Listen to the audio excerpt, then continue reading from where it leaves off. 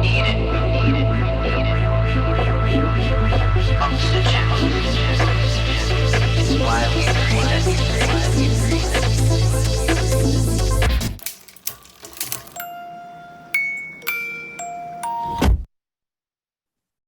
Hey everyone, welcome back to the Grit Files. I'm your host, Loralyn Mears, and we've got, like we always do every week, a great show for you.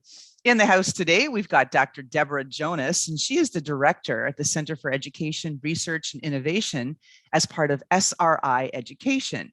And for those of you that don't know SRI, well, they're one of the preeminent research institutes on the planet. So we're really privileged to have Deborah join us here today. Hi, Deborah. Welcome to the show. Hi, Loralyn. Thanks so much for having me. First, maybe let's start off with a little bit of context around what's going on in education right now. People are debating. We've seen the 20% drop off in enrollments at most colleges because of the COVID effect. Talk to us about what's going on. Well, there's a lot of trends going on in college that appeared during and after the COVID pandemic. And the main concern in the college space is both the drop off, as you mentioned, and also the ability for colleges to actually meet the needs of students and their future employers or their current employers. Even before the pandemic, colleges had moved to increasing their online space and the courses that they offered to students online. And many educators are concerned that that type of teaching and learning environment isn't working as well for students as in person. And so one of the big challenges is really how to maximize opportunities for teaching and learning for the people who are in colleges now. And that group is really different than folks who were in school when I was in college, for example, which is quite some time ago. In that all our colleges are just serving a far more diverse group of people in terms of their age, their backgrounds, their prior educational and workplace experiences than ever. So there's lots of adjustments to make in really helping students meet their own goals. Often those goals are related to sort of their next steps in the job market. And then this is part of the whole debate that our educational institutions really chartered with the responsibility of making people workplace ready, or aren't academic institutions chartered with the responsibility of providing foundations and fundamentals in education in theory, which then can be applied in the workplace? And employers are saying, no, you're not teaching them all the soft skills or career readiness or things that they need to do to be functional workers in the workplace environment.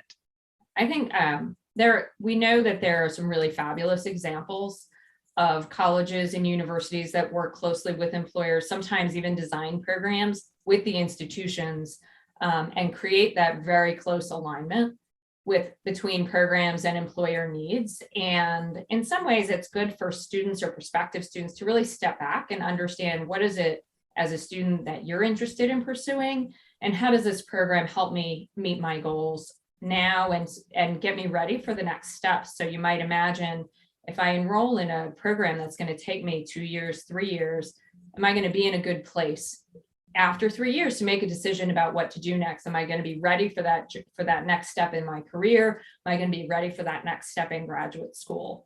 And I think also most of my research has been the transition from high school into college, which is sort of a different space than you just asked about.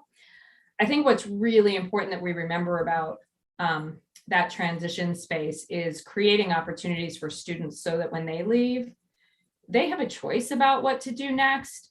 And as you pointed out, Loralyn, colleges do all sorts of types of preparation for students. They can help you get a certificate. There's a college here where I live in Virginia that has a 13-week program for power line workers, and you get a commercial driver's license and you're certified to work on power lines, which is quite a good paying job. And you have to be 18 and you have to be eligible for the CDL, and there's some other pieces of the puzzle, but that's a short-term program that can get you to your next place. And we have everything from those kinds of short-term credentials, 1-year credentials, 2-year credentials, 4-year and beyond. And students should be able to make the choice of which of those they pursue, where sort of other educators, particularly in K-12, need to make sure that the program that students are receiving and the education they're receiving, put them on the path to make those choices, that we don't put them on a track or a pathway that has roadblocks towards that choice. And when we have the conversations, like I'm also part of Virtual Enterprise International, which focuses on high school seniors. And instead of a mock UN, it's like mock startup.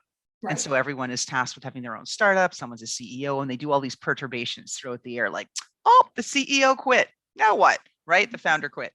And having the conversations with all of these college students, it's incredible because they, at the beginning of the program and the school year, don't understand really the aspects of collaboration and nuance and things that are going to be required in order for them to move their personal agenda forward.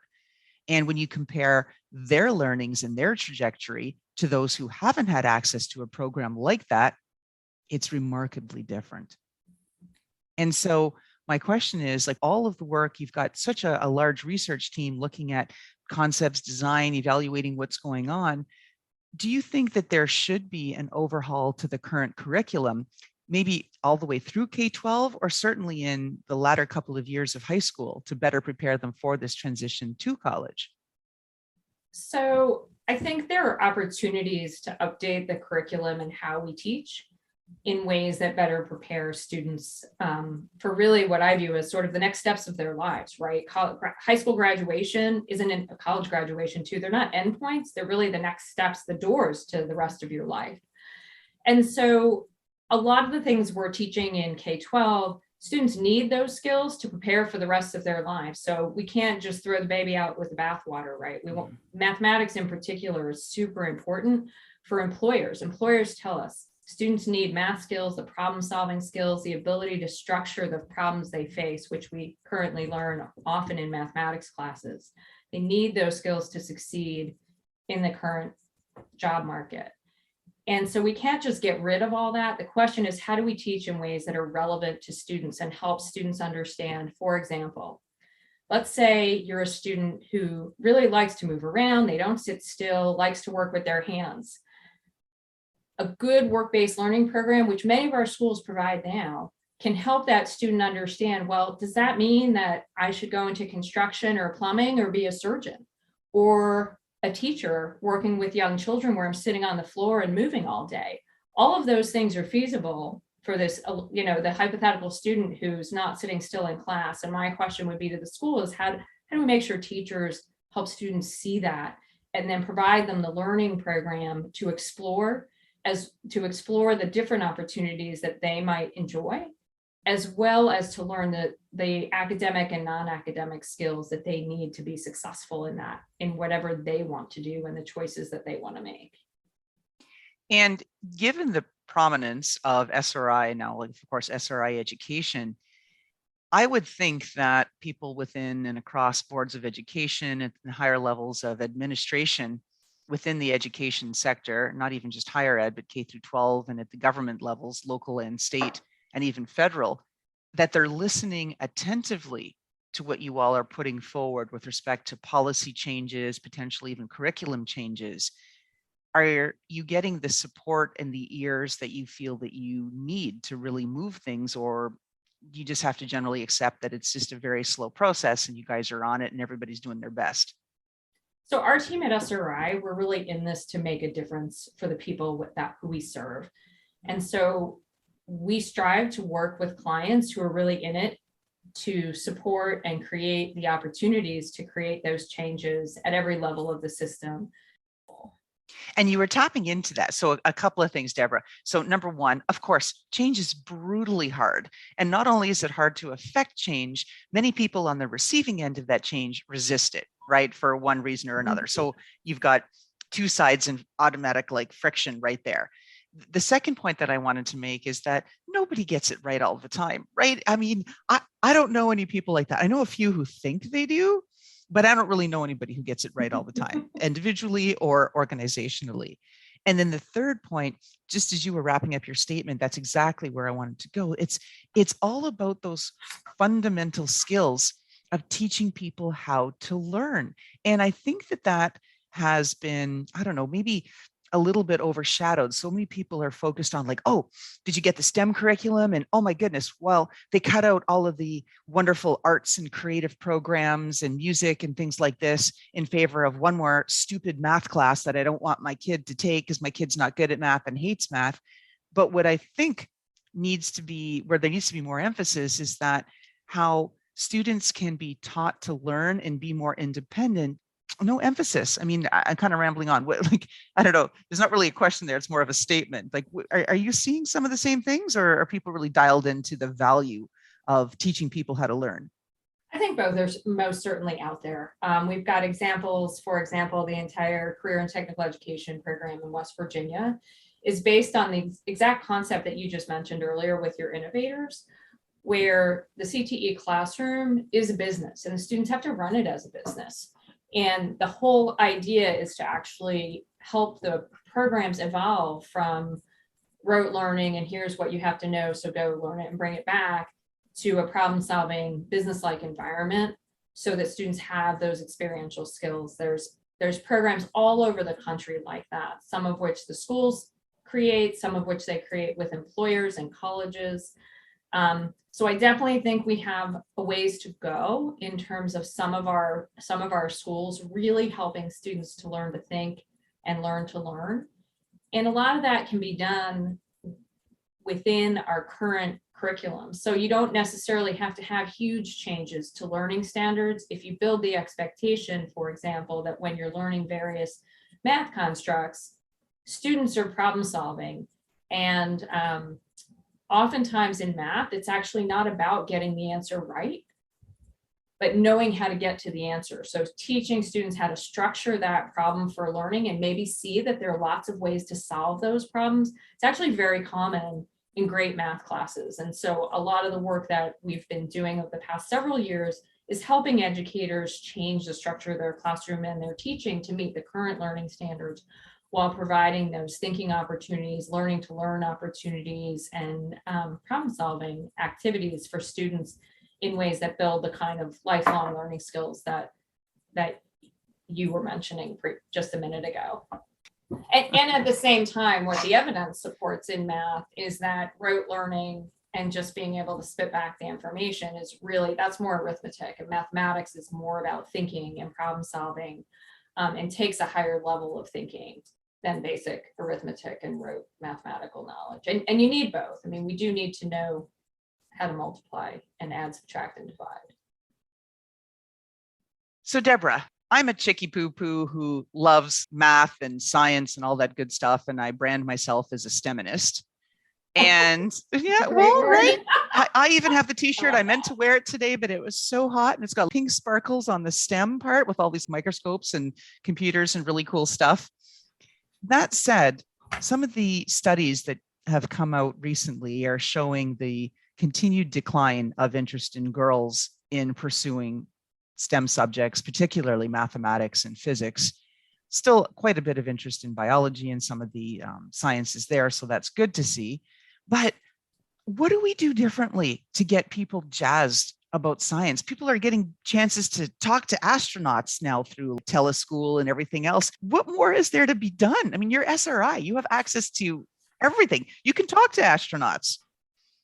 I actually think lots of my colleagues do talk to astronauts. I just haven't recently. So my research is not specifically on gender in STEM or gender in math. I think part of the solution, however, is really to engage young children. We know that having engaging instruction across all topics, math and science, from an early age and at every age is important. We're all more interested in learning when it's an engaging, relevant content or relevant topic, to our lives. And so really figuring out how to reach students and in the learning, in the math and science learning is important. And some of that is helping teachers be more confident in their own skills.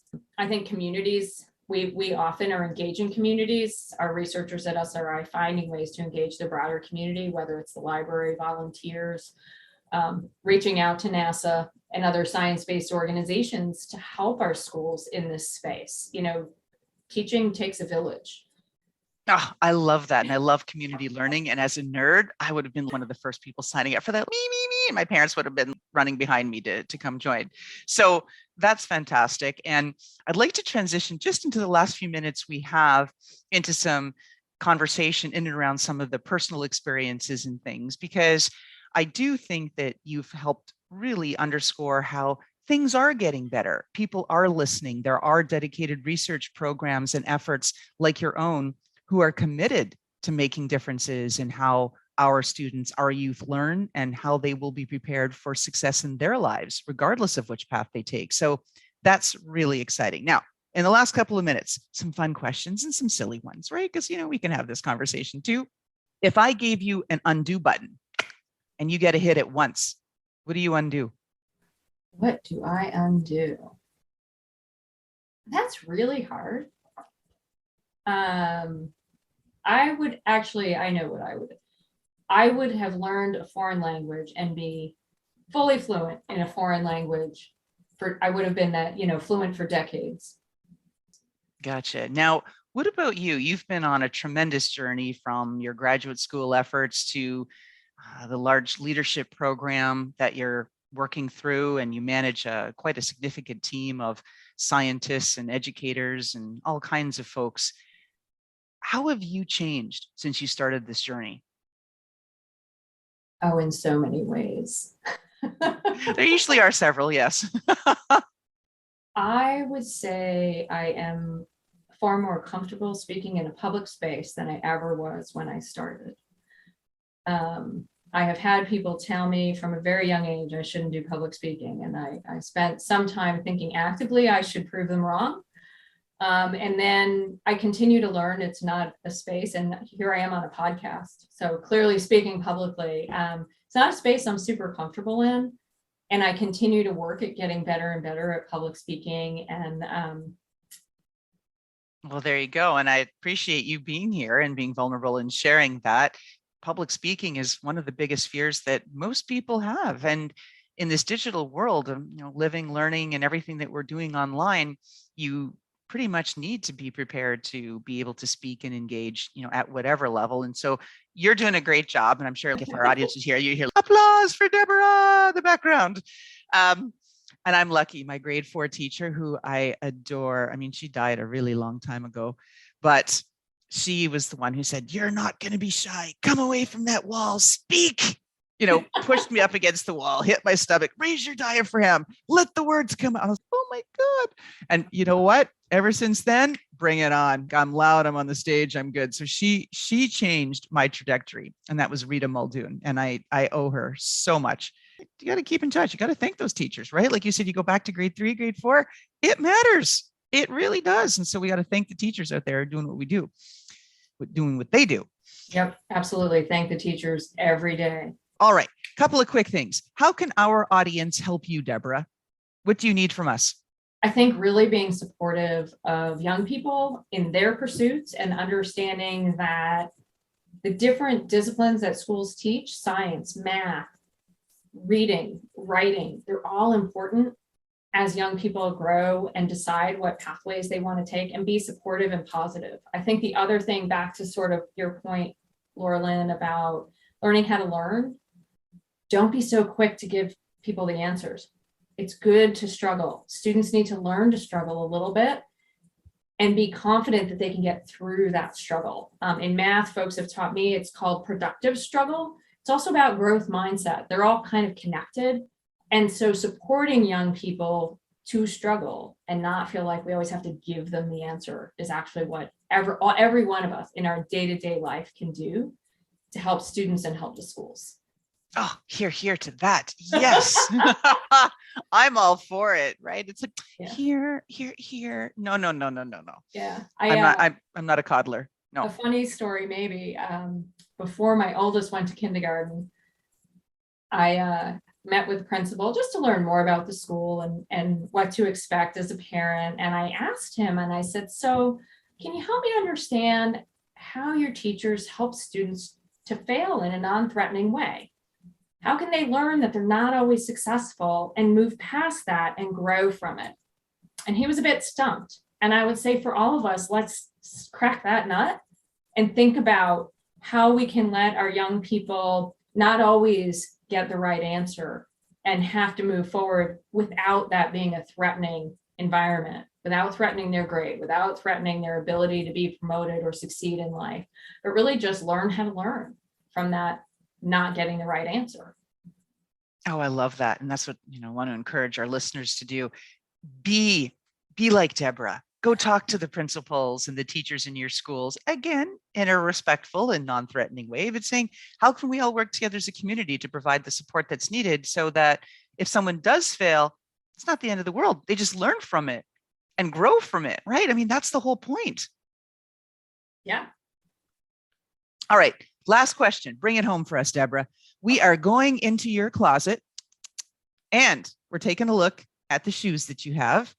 And you, please, are going to describe for our audience the pair of shoes, flip-flops, whatever it is that best personifies who you are and what you stand for, and why when you look at that pair of shoes, boots, sandals, flip-flops, stilettos, boots, whatever it is, it says, this is Dr. Deborah Jonas. Tell us why. Oh, wow. I have a pair of red slingback heels that are open toe. And I can wear them in a professional environment and I can wear them to a party. And I would say that's a lot, says a lot about me. I like to sort of, I have a very strong professional persona, but I also can go out and play and have shoes that support both at the same time. Oh, I love it. I would never have pegged you as an open toe red stilettos gal. Okay, they're not stilettos, but they're high.